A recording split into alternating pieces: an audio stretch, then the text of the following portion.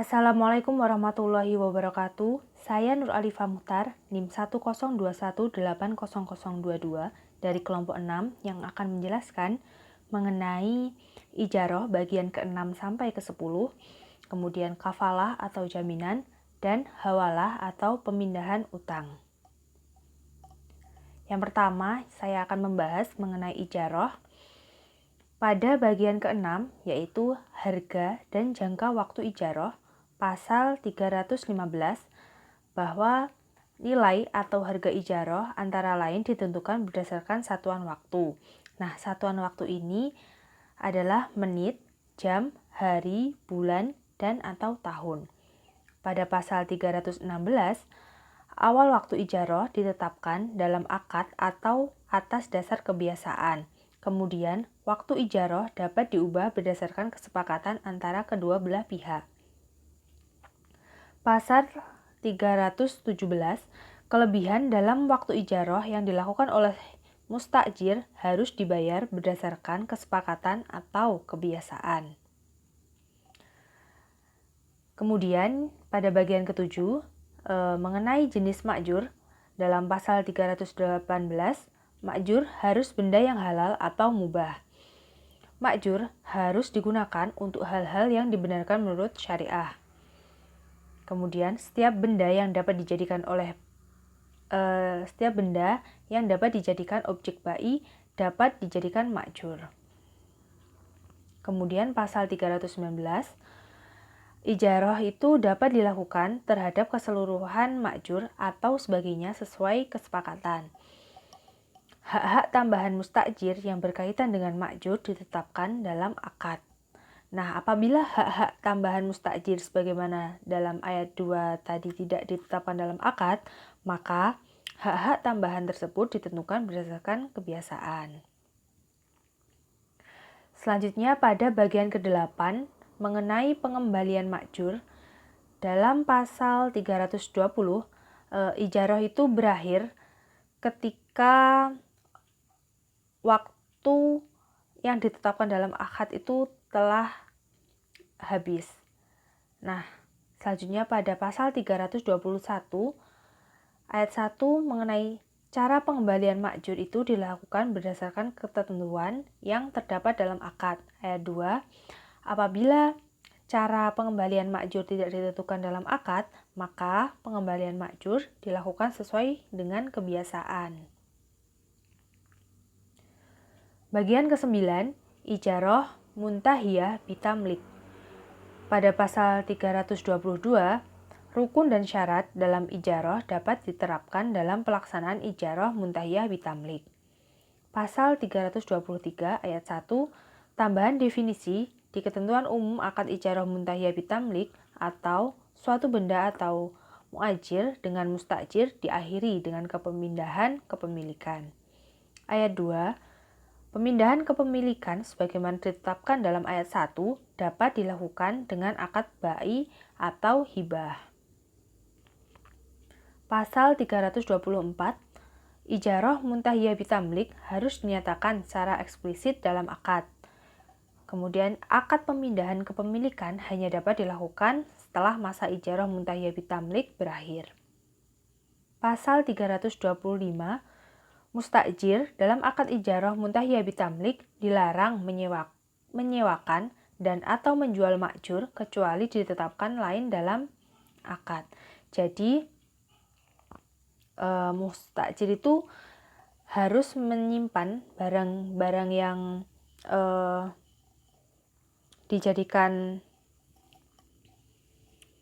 jaminan dalam sewa menyewa tersebut tidak boleh disewakan atau menjualnya. Pada pasal 362, harga ijarah dan pembelian objek akad ijarah muntahiyah bitamlik ditetapkan dalam akad. Pada pasal 327 ayat 1, pihak muajir dapat melakukan penyelesaian akad ijarah muntahiyah bitamlik bagi mustajir yang tidak mampu melunasi pembiayaan sesuai tenggat waktu yang disepakati. Ayat 2, penyelesaian sebagaimana dalam ayat 1 dapat dilakukan melalui sulh atau damai dan atau pengadilan.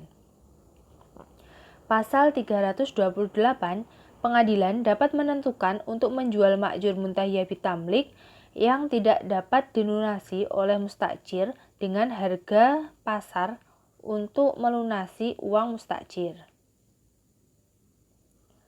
Pasal 329 ayat 1, apabila harga jual ma'jur dalam ijarah muntahiyah bitamlik melebihi sisa utang, maka pihak muajir harus mengembalikan sisanya kepada mustajir. Ayat 2, apabila harga jual ma'jur dalam ijarah muntahiyah bitamlik lebih kecil dari sisa utang, maka sisa utang tetap wajib dibayar oleh mustajir. Ayat 3, apabila mustajir sebagaimana dalam ayat 2 tidak dapat melunasi sisa uangnya, pengadilan dapat membebaskannya atas izin pihak muajir. Pada bagian ke-10, yaitu mengenai sunduk hifzi ida atau safe deposit box, pasal 330, penggunaan sunduk hifzi ida atau safe deposit box dapat dilakukan dengan akad ijarah. Pasal 331, penggunaan sunduk hifzi ida atau safe deposit box berlaku ketentuan sebagaimana dimaksud dalam rukun dan syarat ijarah. Pasal 332, benda-benda yang dapat disimpan dalam sunduk hifzi ida atau safe deposit box adalah benda yang berharga yang tidak diharamkan dan tidak dilarang oleh negara.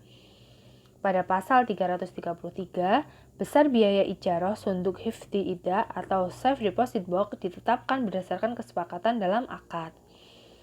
Pada pasal 334, hak dan kewajiban muajir dan mustajir ditentukan berdasarkan kesepakatan sepanjang tidak bertentangan dengan rukun dan syarat ijarah.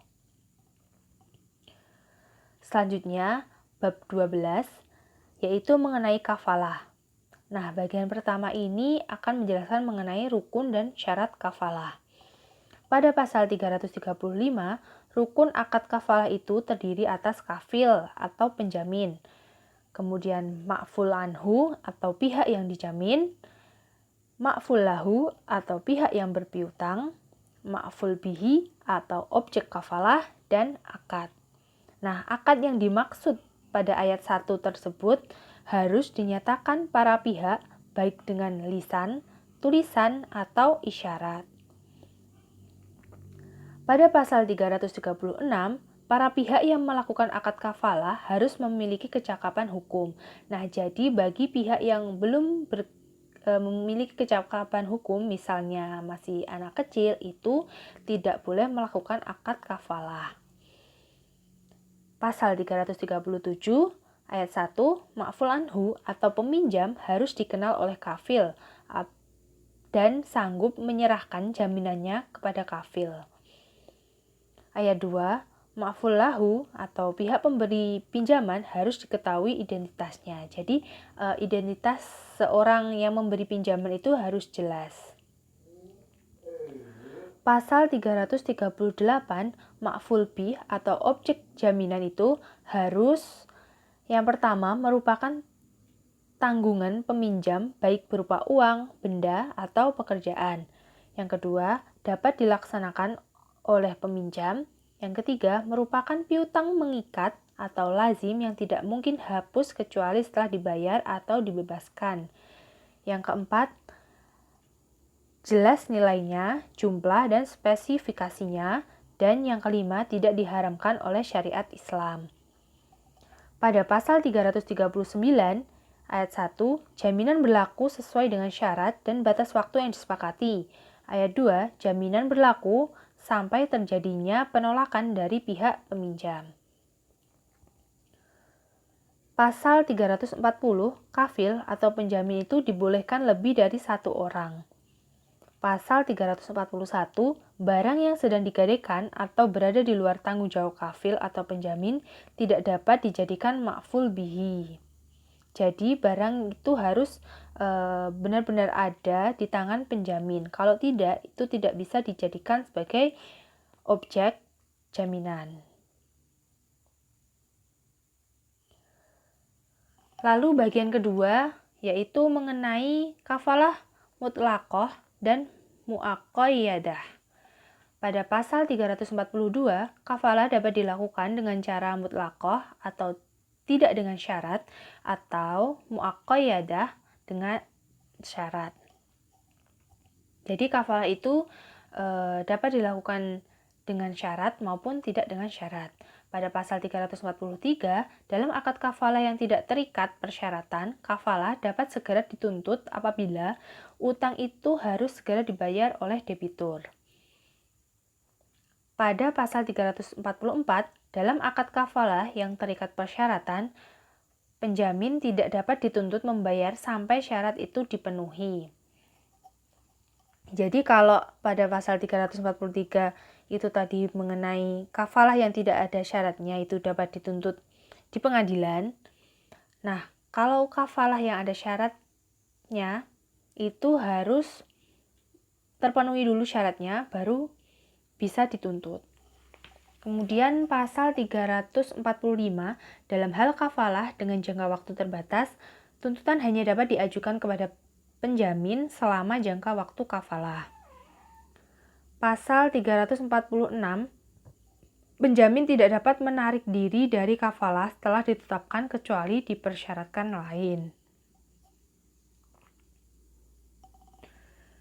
Kemudian bagian ketiga yaitu mengenai kafalah atas diri dan harta. Pasal 347, akad kafalah terdiri atas kafalah atas diri dan kafalah atas harta. Pasal 348 ayat 1, pihak pemberi pinjaman memiliki hak memilih untuk menuntut para penjamin atau kepada pihak peminjam.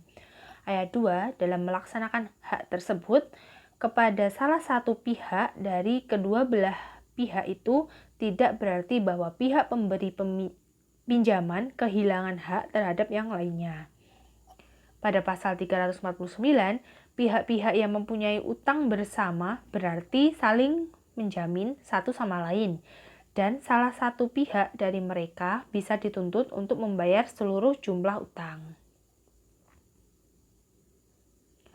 Pada pasal 350 ayat 1, apabila ada suatu syarat pada akad jaminan bahwa peminjam menjadi bebas dari tanggung jawabnya, maka akad itu berubah menjadi hawalah atau pemindahan utang. Ayat 2, apabila peminjam melakukan hawalah atau pemindahan utang, maka debitur lain yang dipindahkan utangnya berhak menuntut pembayaran kepada salah satu pihak dari mereka yang diinginkannya. Pasal 351 ayat 1, apabila penjamin meninggal dunia, ahli warisnya berkewajiban untuk menggantikannya atau menunjuk penggantinya. Ayat 2, apabila ahli waris gagal dalam menghadirkan peminjam, maka hanya peninggalan penjamin, harta peninggalan penjamin harus digunakan untuk membayar utang yang dijaminnya. Ayat 3, apabila pemberi pinjaman meninggal dunia, maka ahli warisnya dapat menuntut sejumlah uang jaminan kepada penjamin. Pasal 352, apabila pihak pemberi pinjaman menangguhkan tuntutannya kepada peminjam, maka ia dianggap telah pula menangguhkan tuntutannya kepada penjamin. Pasal 353, pihak pemberi pinjaman dapat memaksa peminjam untuk membayar utang dengan segera apabila diduga yang bersangkutan akan melarikan diri dari tanggung jawabnya. Ayat 2, pengadilan dapat memaksa peminjam untuk mencari penjamin atas permohonan pihak pemberi pinjaman. Nah, pada pasal 354 ayat 1, apabila penjamin telah melunasi utang peminjam kepada pihak pemberi pinjaman, maka penjamin berhak menuntut kepada peminjam sehubungan dengan kafalahnya. Ayat 2, apabila penjamin seperti dimaksud ayat 1 di atas hanya mampu melunasi sebagian utang peminjam, maka ia berhak menuntut sebesar utang yang telah dibayarkannya. Bagian keempat yaitu mengenai pembebasan dari akad kafalah. Pada pasal 355, apabila penjamin telah menyerahkan barang jaminan kepada pihak pemberi pinjaman di tempat yang sah menurut hukum, maka penjamin bebas dari tanggung jawab. Kemudian pasal 356, apabila penjamin telah menyerahkan jaminan kepada pihak pemberi peminjam sesuai dengan ketentuan dalam akad atau sebelum waktu yang ditentukan, maka penjamin bebas dari tanggung jawab. Pasal 357, penjamin dibebaskan dari tanggung jawab apabila peminjam meninggal dunia. Penjamin dibebaskan dari tanggung jawab apabila peminjam membebaskannya. Pembebasan penjamin tidak mengakibatkan pembebasan utang peminjam. Pembebasan utang bagi peminjam mengakibatkan pembebasan tanggung jawab bagi penjamin. Pasal 358, penjamin dibebaskan dari tanggung jawab apabila pihak pemberi pinjaman meninggal apabila peminjam adalah ahli waris tunggal dari pihak pemberi pinjaman. Pasal 359, apabila penjamin atau peminjam berdamai dengan pihak pemberi pinjaman mengenai sebagian dari utang, keduanya dibebaskan dari akad jaminan apabila persyaratan pembebasan dimasukkan ke dalam akad sulh mereka. Pada pasal 360, apabila penjamin memindahkan tanggung jawabnya kepada pihak lain dengan persetujuan pihak pemberi pinjaman dan peminjam, maka penjamin dibebaskan dari tanggung jawab. Pasal 361, penjamin wajib bertanggung jawab untuk membayar utang peminjam apabila peminjam tidak melunasi utangnya. Ayat 2, penjamin wajib mengganti kerugian untuk barang yang hilang atau rusak karena kelalaiannya. Kemudian bab 13 mengenai hawalah atau pemindahan utang. Bagian pertama yaitu mengenai rukun dan syarat hawalah. Pada pasal 362, rukun hawalah terdiri atas muhil atau peminjam, muhal atau pemberi pinjaman, muhal alaih, penerima hawalah, muhal bihi, dan akad. Akad sebagaimana dimaksud pada ayat 1 huruf E dinyatakan oleh para pihak secara